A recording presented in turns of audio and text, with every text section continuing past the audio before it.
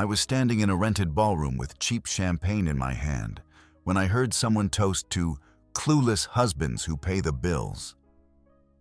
The room erupted in laughter. I looked at my wife. She wasn't defending me. She was smiling. I'd never liked corporate parties. Something about the forced interactions, the artificial hierarchy, the way people sized each other up based on job titles and perceived status. But my wife had insisted I come to her firm's holiday event this year. Said it was important for appearances. I should have caught that phrase. For appearances. But I didn't. Not yet. The moment I walked in, I spotted her near the makeshift stage, standing close to Daniel Reeves. He was one of the younger partners at Whitmore and Hammond Legal Associates. Early 30s, perfectly styled hair, that polished confidence that comes from never being told no. They were laughing about something. And when she noticed me approaching, something flickered across her face. Just for a second. Then it was gone, replaced by that professional smile she wore so well. "Everyone, this is my husband, Adam." Reeves extended his hand with a grin that didn't quite reach his eyes. "Good to finally meet you. Your wife says you run a small logistics company?" "Something like that," I said evenly. He smirked. "Tough business, huh? Takes a lot of patience." He had no idea how right he was. The evening dragged on in that predictable way these events always do. Speeches about dedication and teamwork. Inside jokes that got polite laughter. I nursed my second beer and watched my wife work the room.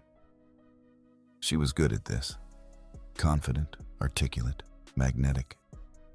I remembered why I'd fallen for her in the first place. That felt like a lifetime ago now.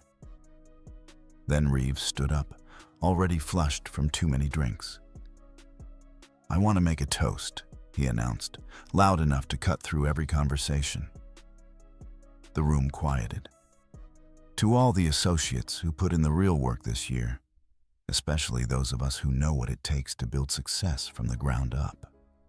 He turned, looked directly at my wife, and raised his glass higher.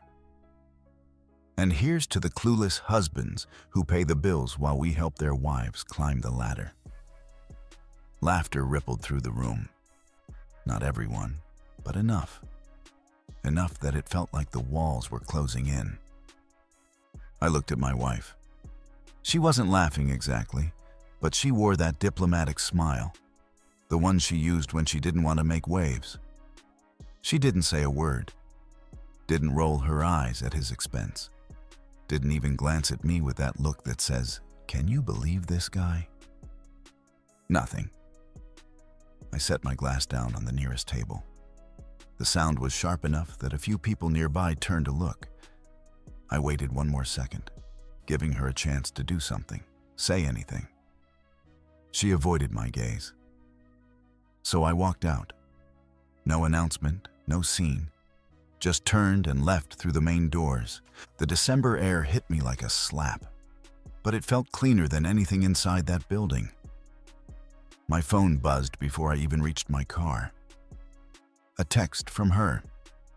"Where did you go?" I didn't respond.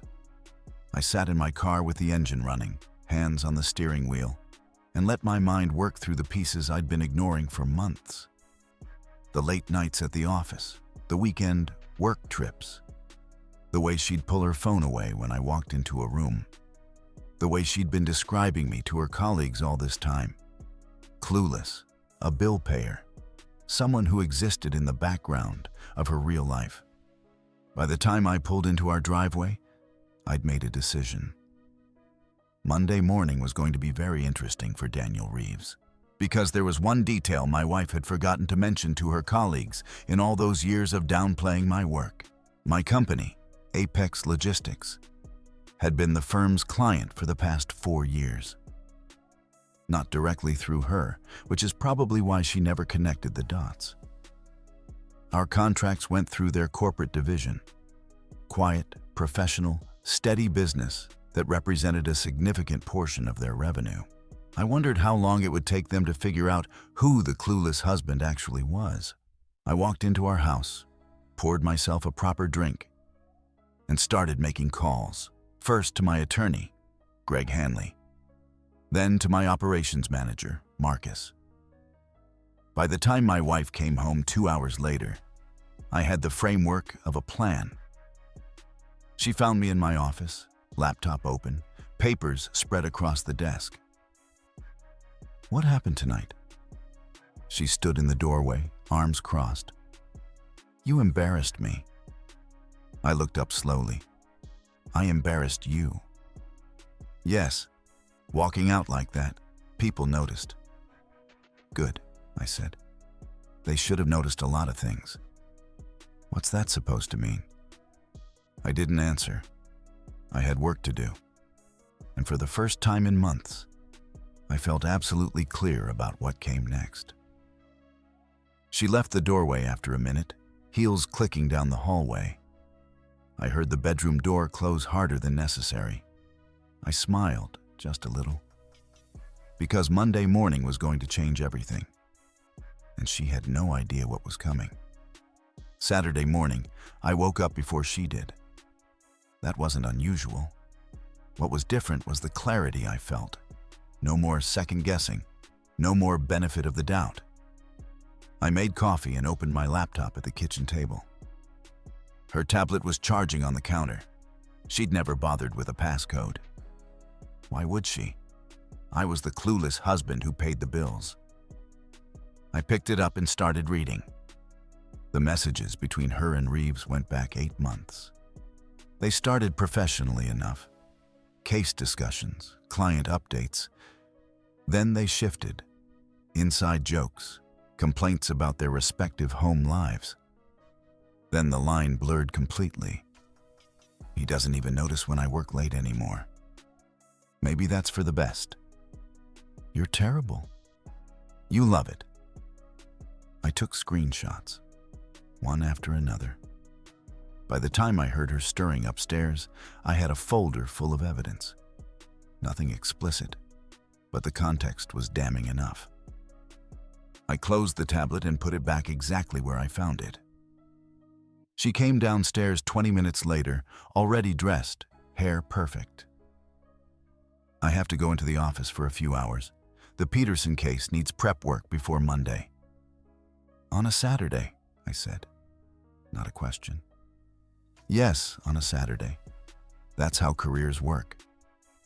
She grabbed her purse. "Will you be here when I get back?" Where else would I go? She paused, studied my face for a moment. Whatever she was looking for, she didn't find it. "I'll be back by 3. The door closed behind her. I counted to 60, then pulled up the location sharing on our phone plan. She wasn't heading to the office. She was heading to Reeves's neighborhood. Perfect. I spent the next hour on the phone. First with Greg, who gave me the name of the best divorce attorney he knew, Melanie Hudson. Then with Marcus. "Pull every document involving Whitmore and Hammond," I told him. "Invoices, billable hours, all of it." By noon, I had my answer. We'd paid them $1.1 million over 4 years. That represented roughly 38% of their annual revenue. That wasn't a client. That was a lifeline. My wife came home at 3:15, looking relaxed in a way that made my jaw tighten. "How was the office?" I asked from the couch. She dropped her purse on the table. "Productive. Did you eat lunch?" "I did. Found some interesting things to read while you were gone." She turned sharply. "What does that mean?" "Just catching up on work stuff." I stood up, stretched. "Actually, I've got some meetings scheduled for Monday. Important ones." "With who?" "Clients. Nothing you need to worry about." Her eyes narrowed, but she didn't push it. She never did care much about my business dealings anyway. The rest of the weekend played out in careful tension. She kept trying to act normal, but I could tell she was unsettled. I stayed polite, distant, focused on my laptop. Every time she walked by, I'd close whatever I was working on. Let her wonder. Sunday afternoon, she finally cracked. "Are you upset about Friday night?" She stood in the doorway of my office, arms crossed. "Bradley's toast, you mean?" I didn't look up from my screen. "It was just a joke. He'd been drinking." "Was it funny?" "What?" I looked at her directly. "The joke. Did you think it was funny?" She hesitated. That was answer enough. "You didn't defend me," I said, keeping my voice level. "You stood there, smiled, and let him humiliate me in front of your entire firm." "I didn't want to make a scene." "Right, because that would have been embarrassing for you." I turned back to my laptop. "I've got work to finish. We can talk about this another time." "When?" "When I'm ready." She left without another word. I heard her on the phone an hour later, voice low, probably talking to a friend, or maybe to Reeves. Didn't matter anymore. Monday morning, I got up early, put on my best suit, and drove to Whitmore in Hammond, not to see my wife. I'd scheduled a 7:30 meeting with Kenneth Wright and Preston Shaw, the two senior partners who actually made decisions. I sat in my car outside their building, watching associates and staff filter in for the day. My wife's car wasn't there yet. She usually arrived around 8:30. My phone buzzed. A text from Greg. "Everything ready. Hudson will call you at 9. Good luck." I smiled, pocketed my phone, and walked through the front doors. The receptionist looked surprised to see me. "Can I help you, sir?" "I have a 7:30 with Wright and Shaw. Names on the schedule." She checked her screen and nodded. "Conference room B, second floor." I took the stairs. Gave me time to center myself. Both partners were already there when I walked in. Wright was older, maybe 60, with gray hair and reading glasses. Shaw was younger, sharper, the type who probably ran the numbers while Wright handled relationships. "Thanks for meeting so early," I said, shaking their hands. "You said it was urgent," Wright replied, gesturing to a chair. "What can we do for you?" I sat down, placed my folder on the table, and looked at both of them. "Gentlemen, we need to talk about Daniel Reeves.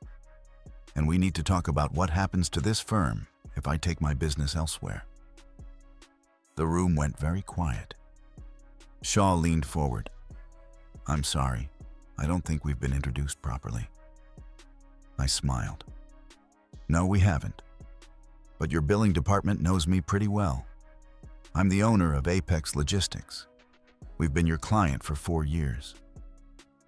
Wright's expression changed completely. Shaw's fingers actually twitched toward his phone.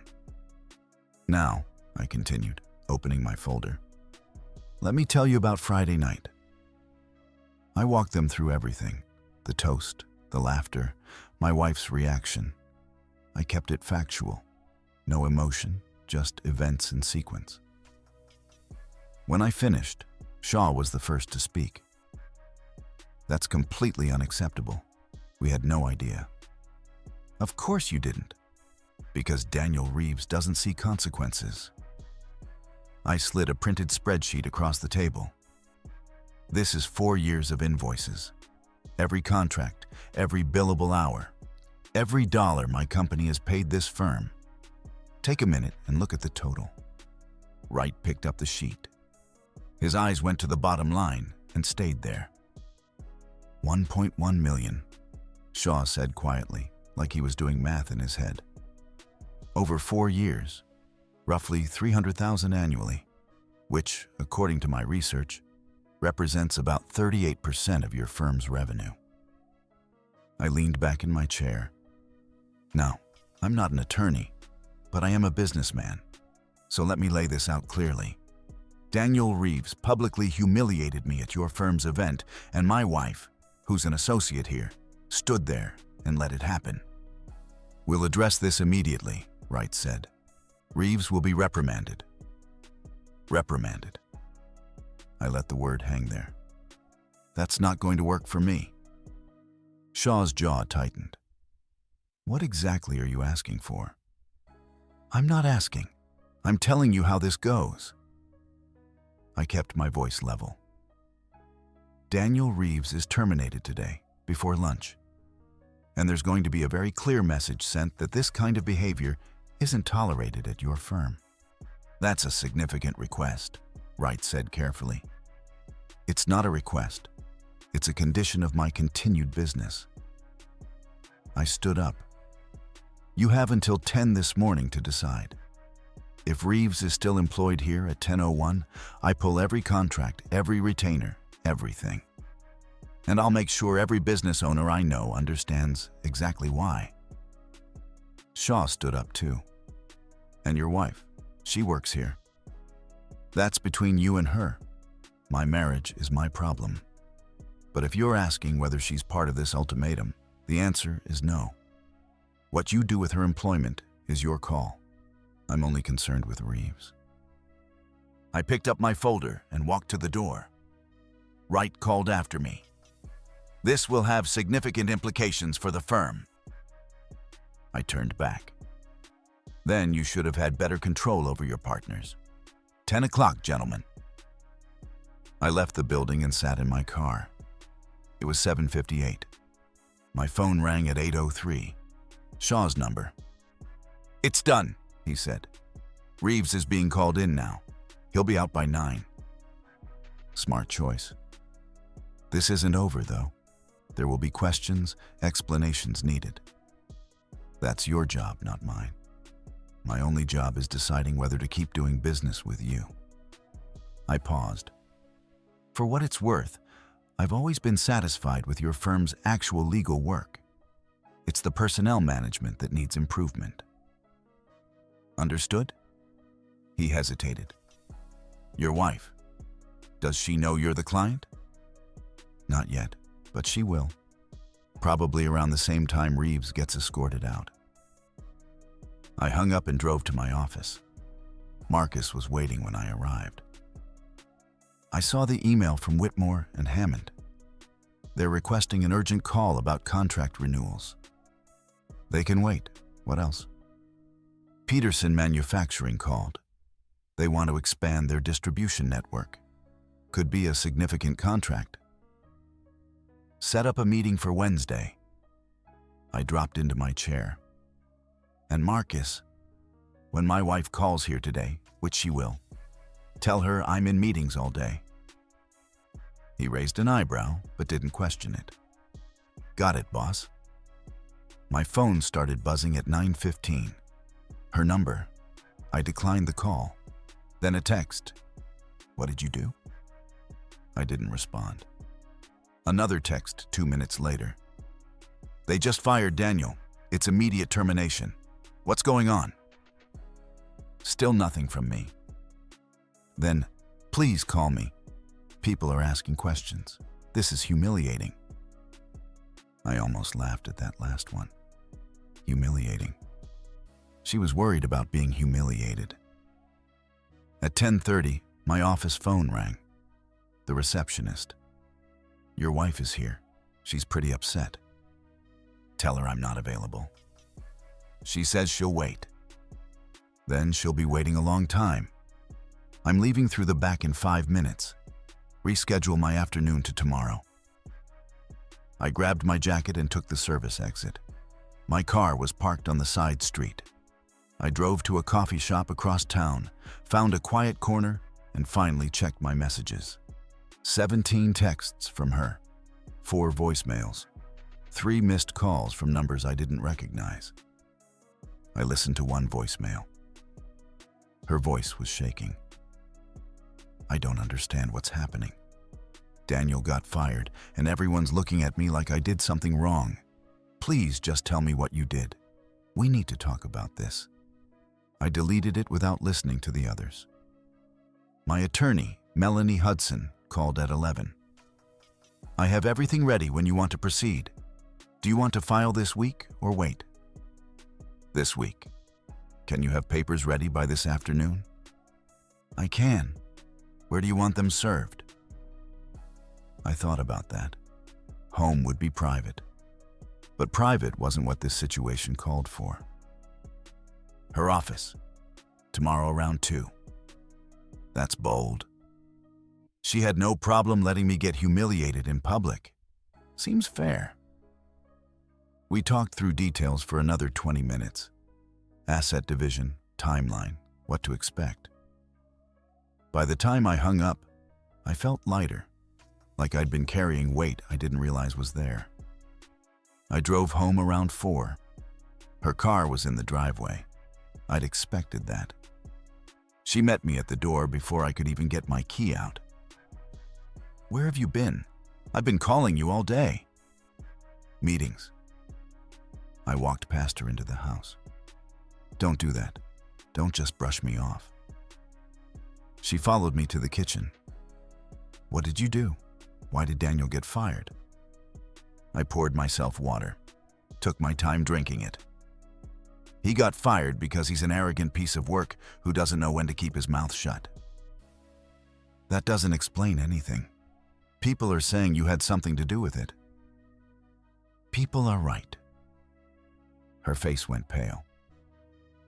What does that mean?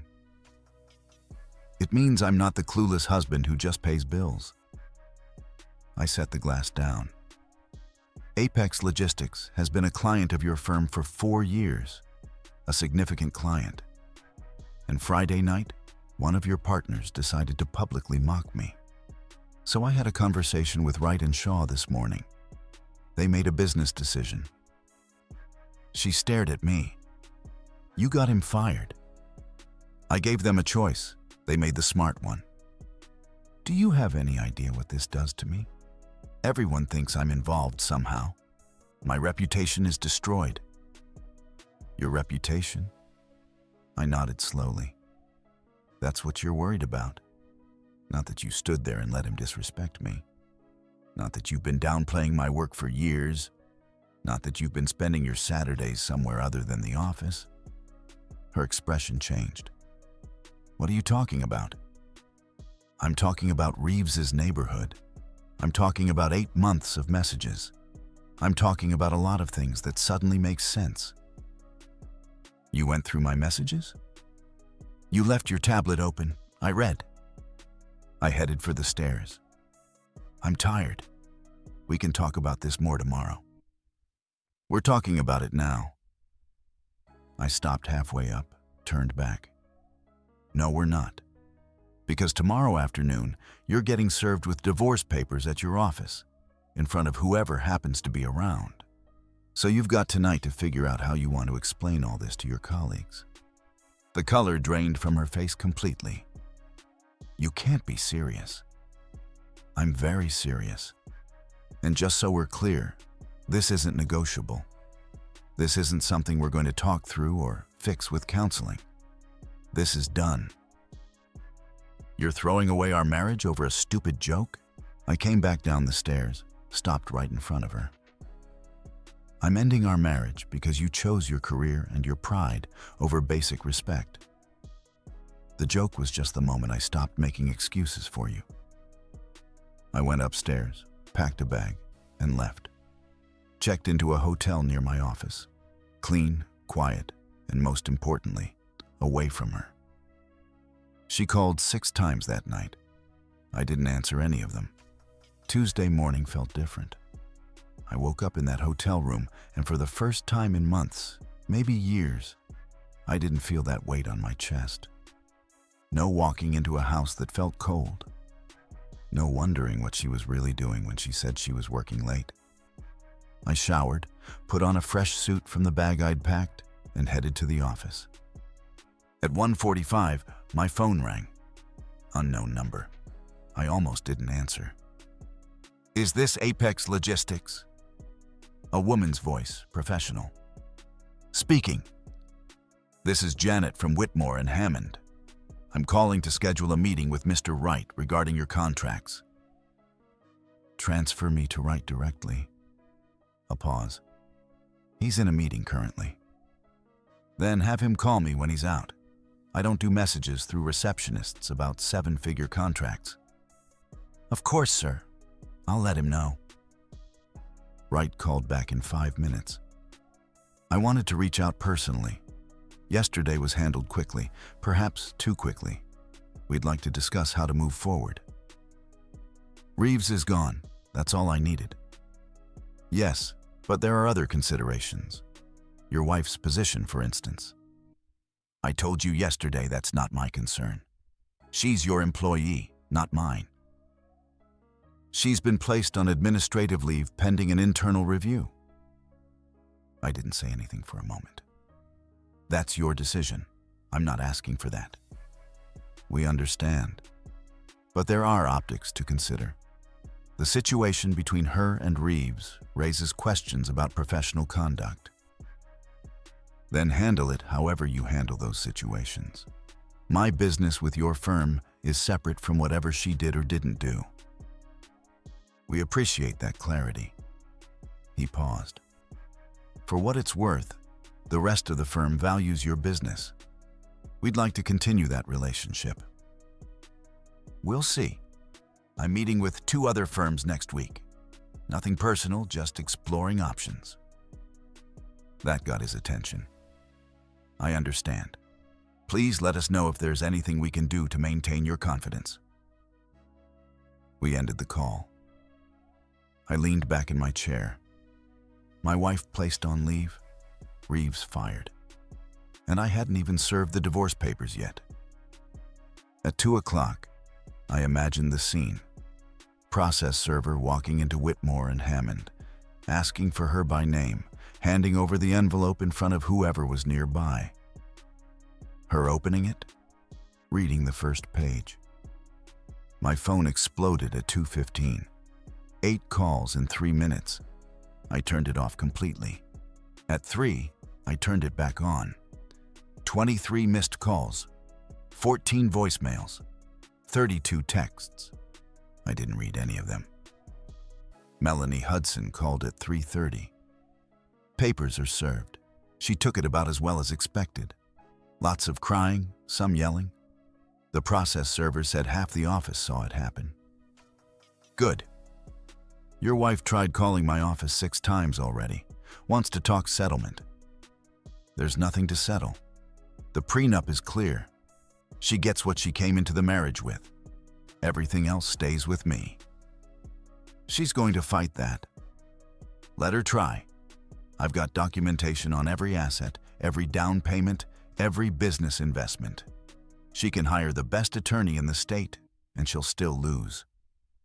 We went over a few more details. Timelines, court dates. By the time I hung up, it was after 4. I decided to call it early, headed back to the hotel. The lobby was quiet. I grabbed my key card from the desk and headed for the elevator. I've been waiting for 2 hours. I turned. She was sitting in one of the lobby chairs, still in her work clothes, eyes red from crying. How did you find me? I called every hotel near your office. This was the 3rd one. She stood up. We need to talk. We don't. Please, 5 minutes. That's all I'm asking. The desk clerk was watching now. I didn't want a scene. Fine, 5 minutes. Outside. We walked to the parking lot. Evening air cooling down. Traffic noise from the main road. She started talking immediately. This is insane. You're throwing away 8 years over one bad night. It's not one night. It's 8 months of messages. It's years of you treating my work like it doesn't matter. It's you standing there Friday and letting that clown humiliate me. I made a mistake. Daniel and we weren't. It wasn't physical. It was just talking. Just emotional support. Emotional support. I laughed, but there was no humor in it. You were getting emotional support from another man because your husband, the guy paying for the house you live in, wasn't good enough? That's not fair. None of this is fair. You want fair? Fair would have been you defending me Friday night. Fair would have been you shutting Reeves down the first time he crossed the line. Fair would have been you valuing your marriage more than your office reputation. She was crying now, actual tears. I'm sorry. I know I messed up, but we can fix this. Counseling, therapy, whatever it takes. I don't want to fix it. I want out. You're going to regret this. I doubt it. I started walking back toward the hotel entrance. She called after me. I'll fight the prenup. I'll get attorneys. I'll make this as difficult as possible. I stopped, turned back. Go ahead. Spend whatever money you've got saved on attorneys. Drag this out for months if you want. It won't change the outcome. The prenup is airtight and every major asset is documented as mine. You'll walk away with exactly what you brought into the marriage, which, if I remember correctly, was about $15,000 in savings and a car loan. Her face went white. But hey, I continued, maybe Reeves will help you out. Oh wait, he's unemployed now. And from what I hear, having trouble finding new work. Turns out getting fired for cause doesn't look great on a resume. You destroyed his career. He destroyed his own career the moment he thought it was acceptable to mock a client's husband at a firm event. I just made sure there were consequences. I walked back inside, took the elevator up, and locked the door behind me. Sat on the edge of the bed and let out a long breath. My phone buzzed. A text from Greg. Heard about the service today. You doing okay? I typed back. Better than expected. Thanks for the referral. Hudson's solid. You're in good hands. Drinks this weekend? Yeah, I could use that. I ordered room service, pulled up some work files, and spent the evening doing what I should have been doing all along, focusing on what actually mattered. My business, my future, the things I could control. Around 9, one final text came through from her. This isn't over. I deleted it without responding. She was right about one thing. It wasn't over.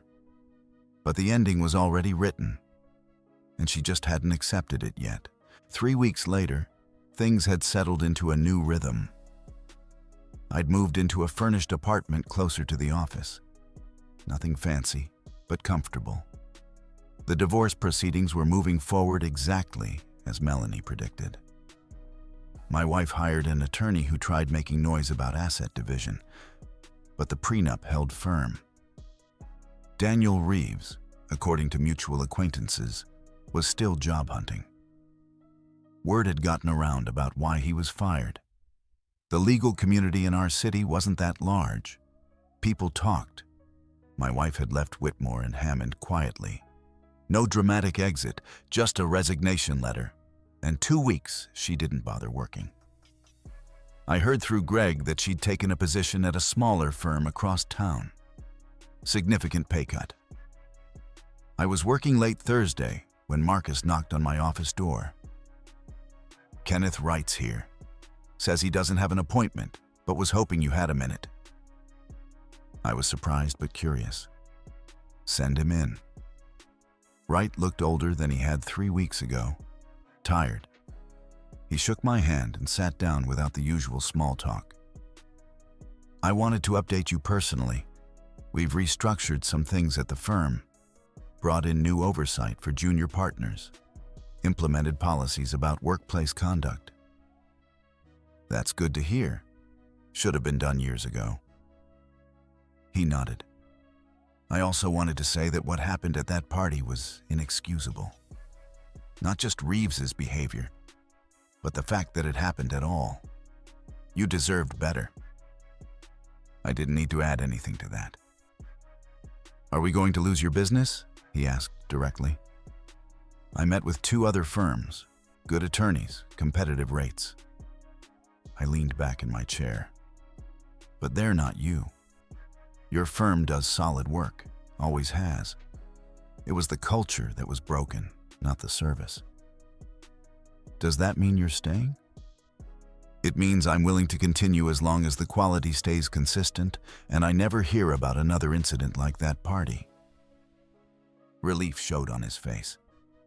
You have my word, and thank you. After he left, I sat there for a minute. Felt strange having that kind of leverage. But I'd earned it. Built my business from nothing, maintained relationships, delivered results. Nobody got to take that for granted. Friday afternoon, I signed the lease on a house. Small 3-bedroom, good neighborhood, fresh start, moving in next week. My phone buzzed. Text from Melanie. Final hearing scheduled for 6 weeks. Should be straightforward. I typed back. Good. Ready to close this chapter. 6 weeks. Then it would be official. Then I could really move forward. I locked up the office, drove to my temporary apartment, and started packing boxes. Most of my stuff was still in storage from when I'd left the house. Didn't need much. Clothes, laptop, a few personal items. Starting over at 42 wasn't what I'd planned. But it beat staying in something that had been broken for longer than I'd wanted to admit. The respect I'd lost, I'd gotten back.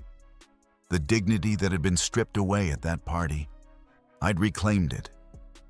And the life ahead of me was mine again. That was enough. The final hearing took 15 minutes. The judge reviewed the prenup, looked at the asset documentation, and signed the decree. My ex-wife's attorney tried one last argument about equitable distribution. The judge wasn't interested. Walking out of that courthouse felt like breathing clean air for the first time in years. Melanie shook my hand on the steps. That's it. You're officially done. Thanks for everything. You made it easy. Clear documentation. No games, just facts. She smiled. Good luck with everything. I drove to my new house. Boxes were mostly unpacked now. Office set up, kitchen functional, bedroom comfortable. It was mine. Every square foot of it, Marcus called that afternoon. Peterson expansion is finalized. Contract signed, we're looking at 20% growth next quarter. Excellent work. Let's plan a team meeting next week to discuss logistics. Business was good. Better than good, actually. Turned out that when you weren't spending energy managing a failing marriage, you had more focus for things that actually mattered. 2 months later, I ran into Preston Shaw at a business networking event. He approached me directly. Wanted to say thank you again. The firm's culture has improved significantly since the changes. Glad to hear it. Your contracts are up for renewal next month. I'm hoping we'll continue working together. Send over the terms. I'll review them. He nodded, seemed satisfied with that. On my way out, I saw her across the room. My ex-wife, talking with a group of attorneys I didn't recognize. She looked tired, older somehow. Our eyes met for a second. She looked like she wanted to say something. I nodded politely, the way you acknowledge any former acquaintance, and kept walking. No anger, no satisfaction, just nothing. That's when I knew I was actually done.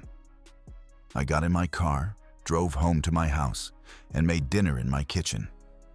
Simple meal, quiet evening, no drama. My phone sat on the counter, silent. No desperate texts, no voicemails demanding answers, no manufactured emergencies, just peace. I'd learned something important through all of this. Respect isn't something you ask for or hope people give you. It's something you enforce. And when someone shows you they don't respect you, you don't waste time trying to change their mind. You just walk away. And you build a life with people who already understand your value. 6 months ago, I was the punchline to someone else's joke. Today, I was a man who knew exactly what he was worth and refused to settle for less. That was the only ending that mattered. Our story has come to an end. If you've made it this far, how about subscribing to our channel? It helps us immensely. I've selected 2 other videos for you that I'm sure you'll enjoy. Feel free to click on them. I'll be waiting for you in the next story. See you soon.